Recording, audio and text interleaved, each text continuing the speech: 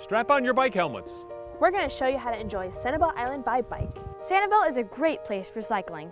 But there are some things you need to know to stay safe as you bike. So stick with us and we'll show you how it's done. We think you'll rather enjoy it. And thanks for taking the time to allow us to demonstrate how you and your family can have a safe and wonderful time biking here on our island. People are drawn to Sanibel Island for many reasons.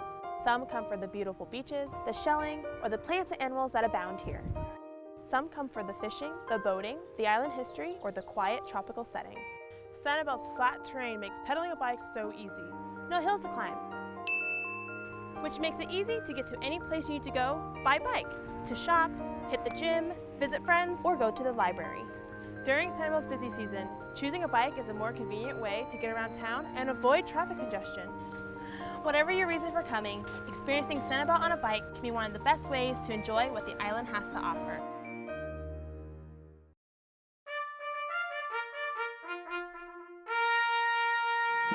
Sanibel has over 25 miles of safe, off-street shared use path for cyclists and pedestrians. Some parts of the path are straight, but some can get very windy and curvy, so be sure you're always paying attention to where the path is headed. The path network covers Sanibel from end to end, letting you use a bike to get almost anywhere you might want to go.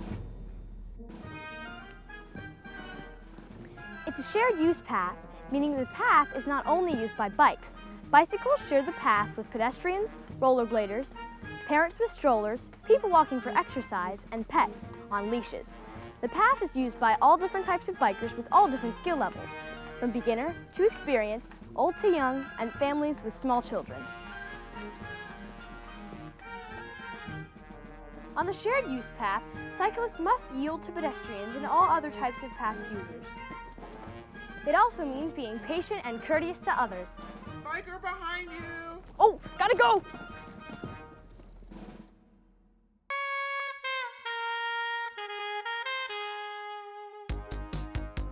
It's time to get ready for your bike ride. Here's what you need to know. Wear a helmet. If you're 15 years old and younger, it's the law. But even if you're older than 15, it's a great idea to protect you and avoid head injury, even from falling coconuts. When passing, the law requires you to give an audible warning with a horn, or a bell, or a verbal alert. Bike behind you! Thank you. On the path, you should ride on the right and pass on your left.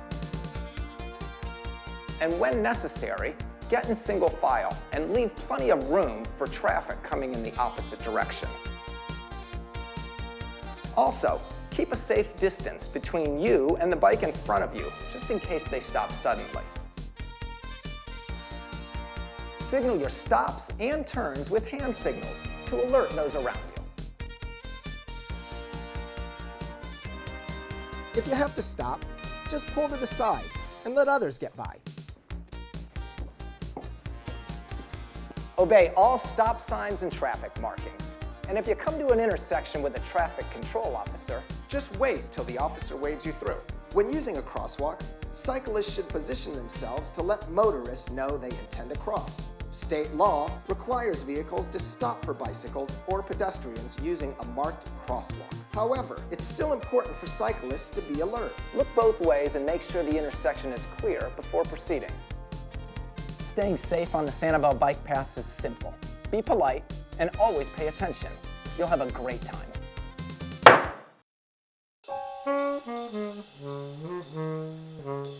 Hiking on Sanibel can present some unique conditions, and we want you to be prepared. Where else would you have to stop your bike? To avoid a gopher tortoise.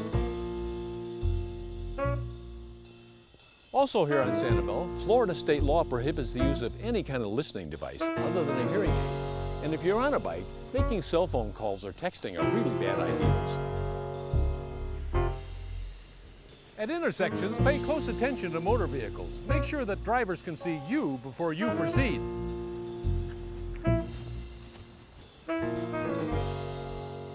And if you have any doubts, stop until you're sure it's safe. There are no street lights, so it's very dark here at night. So So if you need to ride at night, make sure your bike is equipped with proper lights. State law requires a white headlight, a red tail light, and a rear reflector for bikes riding at night. Also, wearing bright-colored clothing can make you a lot more visible to motorists and other path users. Sanibel has many driveways crossing the path, and here you need to stay especially alert for vehicles coming in or out, as drivers may not see you. Sanibel roads are very busy with lots of traffic, and that can present unique circumstances for cyclists. Our small town roads are narrow and we don't have dedicated breakdown lanes or bike lanes. Florida state law does permit bikes to use the road. However, unless you're an experienced cyclist, we suggest you stay on the shared use path. In the event that you do choose to ride on the road, be aware that bikes must follow the same rules, signs, and signals that control motor vehicles. Like many states, Florida has a 3-foot law that requires motorists to give 3 feet of clearance when passing a cyclist.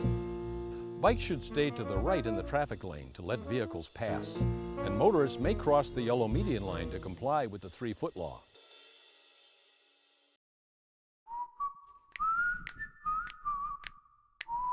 Being on Sanibel can create a laid-back feeling. It's one of the reasons people like this place. But when you're traveling around the island on your bike, We want you to stay alert and be safe. from all of us here on Sanibel, thanks for watching. Thanks! Thank you. Thank you. And enjoy the ride.